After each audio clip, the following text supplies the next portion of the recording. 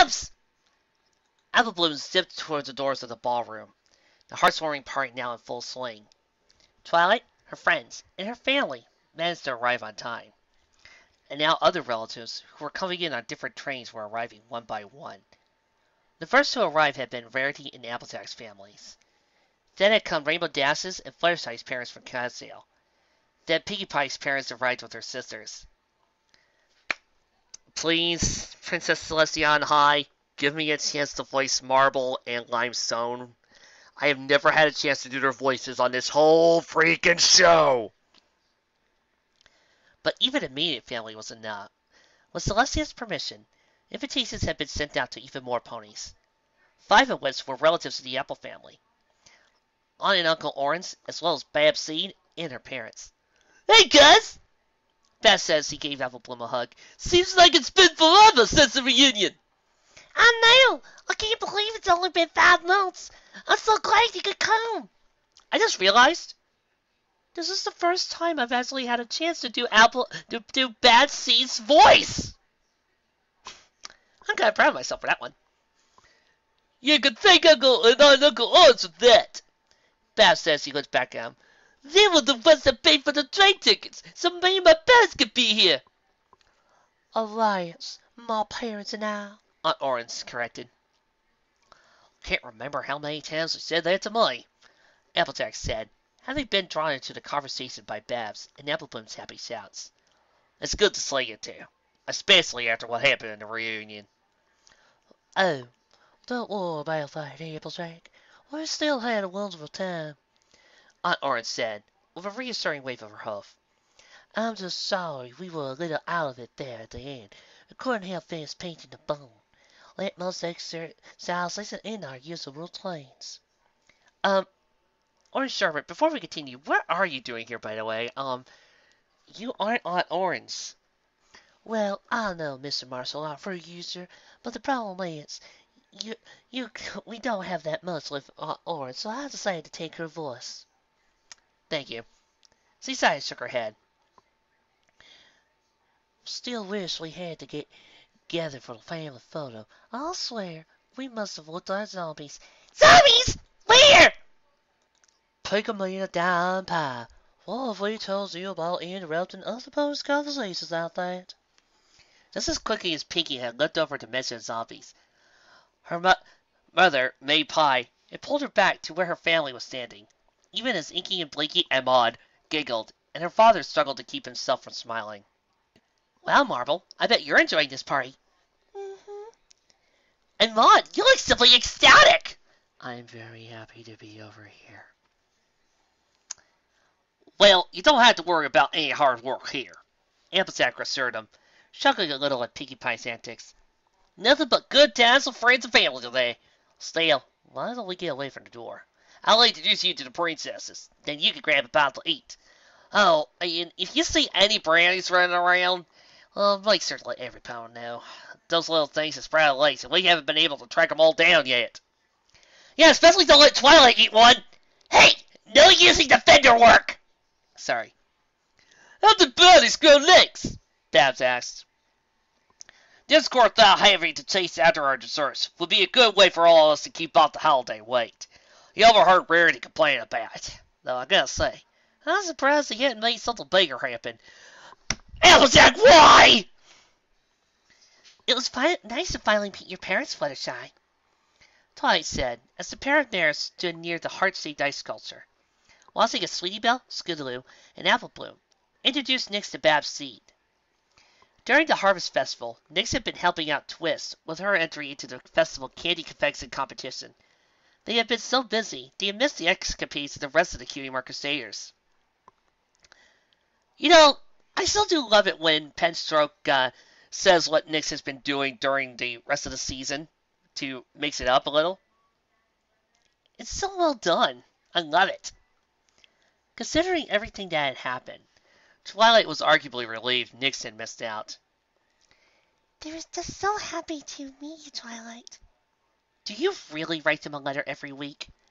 I try to, Fluttershy answered, before taking a quick sip from her cup of punch, which was resting on a nearby table. Sometimes the adventures we go on make it hard, but I wouldn't want them to worry.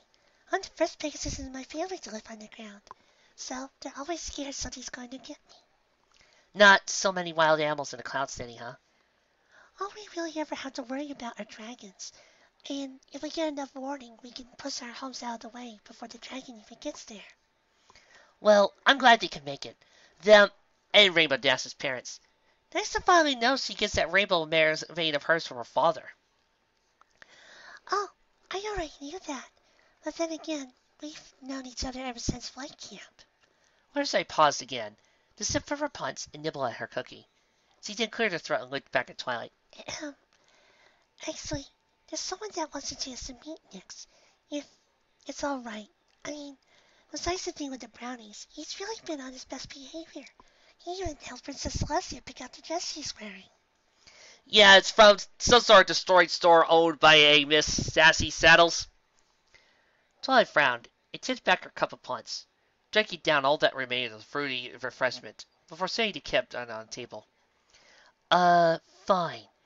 But one claw, paw, or hoof out of line, and the elements of harmony will be the least of his worries. Finally, I was afraid you were going to wait until the end of the party to ask. Discord, who had shrunken himself down to smaller than a mouse, popped out of Fluttershy's ear. He wore a big grin and jumped to Fluttershy's mane, using it like a long slide to reach the floor, where he quickly moved back to his normal size. I must also say, Fluttershy, your ears are impeccable. I don't know how you keep them so clean. I always have trouble with things getting caught in mine. Hitting the side of his head, Discord launched a deck of cards from his ear, was spelled out of his hand, and formed into a gravity-defying house of cards on the table next to Twilight. So there's my missing joker. See, you just never know what's going to come rolling out of my head. I bet nothing would come out of your head if it was made out of stone again, Twilight growled. Now, Twilight, he's just being himself, Fluttershy said, before turning her attention to the Draconequus. In Discord, do you think you can tone it down just a teensy little bit before Nyx comes over? But of course, he said, snapping his fingers, making the house of cards quickly flatten itself into a neat, orderly deck. He then bowed to Twilight. Is that more to your liking, Twilight? Wait a minute. There's only 50 cards in this set! Discord isn't playing with a full deck. How long were you waiting to play that joke? For ages. Yes, Twilight said, though the tone of her voice made it obvious she'd rather have said no. Still, with a gentle encouraging nod from Fluttershy, Twilight turned and trotted away. Came back a few minutes later, Nyx falling at her side. Nyx, Discord, Nyx, Nyx say hello. Hello! There, you met her, Twilight said, before trying to lead Nyx away. Now can we... Hold on, Twilight, Discord said, lowering his head as he levitated the rest of his torso in the air. His jawline was flat, a rare moment when he wasn't all laughs, smiles, and chaos magic. Just let me get a good look at her. Nyx shied back at the moment of the Draconequus' maniac gaze, what seemed to be going straight through her to something buried deep within. Still, after a few moments, Discord's smile returned and he stood back up straight. Got to give credit where credit is due. You've taken all the fun out of this one, Twilight. What do you mean? Twilight snapped. Discord flew down, hovering just above the crowd, as he coiled himself around Nyx and Twilight. Then he gently tapped on Twilight's head before doing the same to Nyx. You hear that? They sound the same. That means two things. One, you've both clarified ACADs. Second, you're going to be about as much fun to me as a well-organized and cataloged stat collection. Hanging his head, Discord flew away and landed next to Fluttershy. He put his paw to his forehead, faking a dramatic pose that would do Rarity proud. Oh, and there goes all my plans of taking over Equestria with Nightmare Moon's help once he's a little older.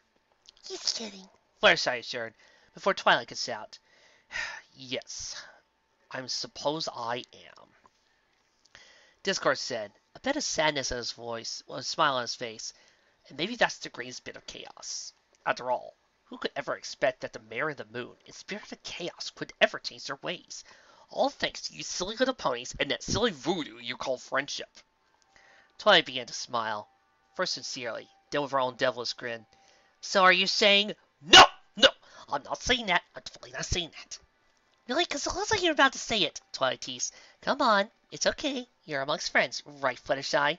She's right. Fluttershy said with a smile of her own. You know you want to say it. No, I don't. And I didn't want to say it the first time. You can't expect me to. Say it!